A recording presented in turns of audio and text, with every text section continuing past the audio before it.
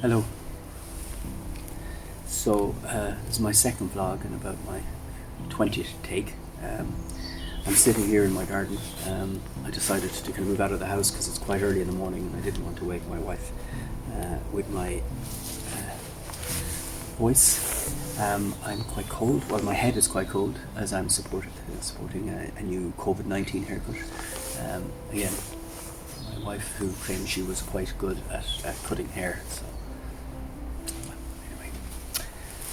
So I've been thinking a lot about this, I suppose this crisis that we're in. I think all of us have been really. It's very hard not to have it kind of be everywhere all the time. And I suppose I'd noticed that I've been coming kind of the last week as the sort of lockdown continues, feeling quite kind of stressed and cabin fevery, getting frustrated, sort of getting a bit kind of irritated and annoyed, and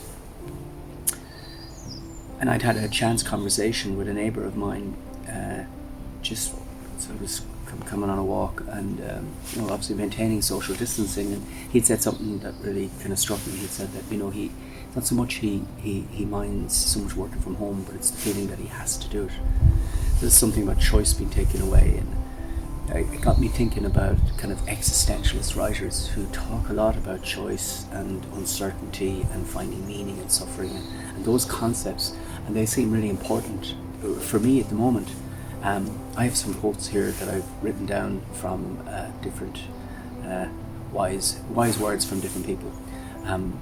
Carl Jung, famous psychologist, suggests that the sole purpose of human existence is to find a light in the darkness of mere being.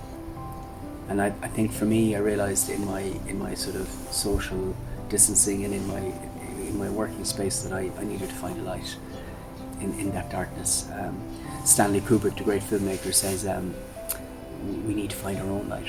And I think for those, for people who have faiths and belief systems, often can use those kind of beliefs and faiths to really help sort of supply light in a way to understand suffering and understand the challenges of life.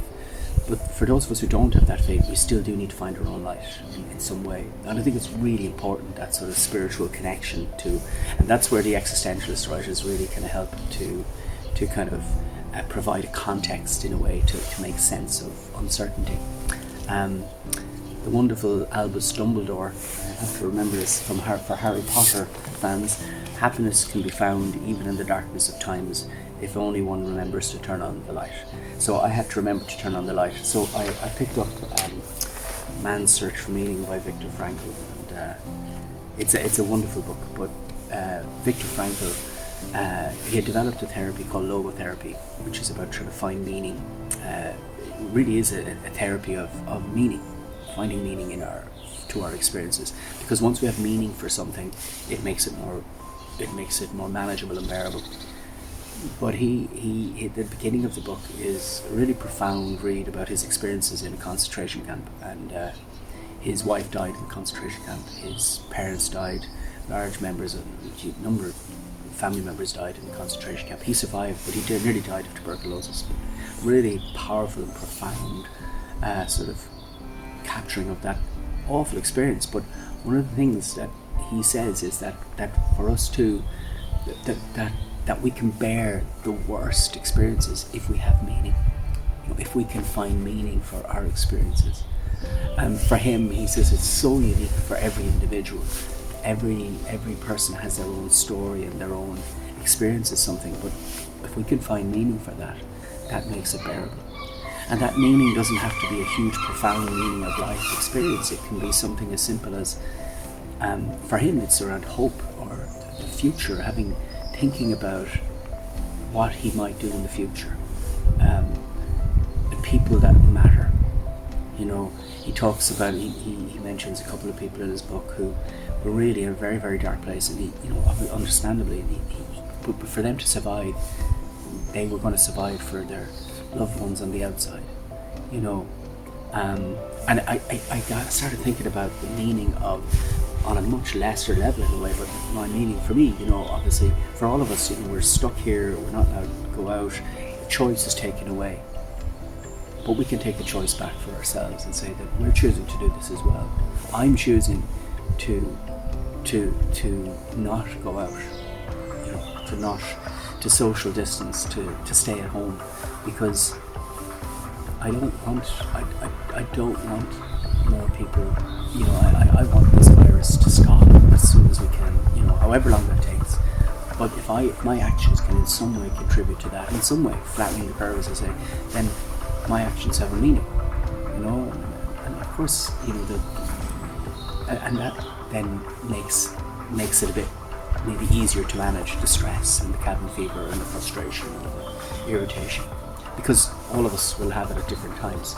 But if we can reflect a bit deeper, the other thing I found myself doing is reflecting a bit about my life and the future and things I'd like to do, the things that matter to me, and I realised the things that matter are actually far simpler than stuff or than lots of money or things like that. It doesn't really matter. It's the people that I love and the people that I'm connected to. At the weekend, we lit a light. Everyone was lighting lights, in the dark, light in the darkness. We turned on our lights and we went out in the street with our torches and our candles, and there was something lovely as other neighbours came out, and there was this lovely sort of sense of community and connection. And I realised in that moment that we were all in this. Everyone was in this together. It wasn't just about me and my experience, but as a world we were united in that experience, and that was lovely and something I hadn't felt the same way before. And I came indoors and I realised that's kind of special, So yeah, I don't know.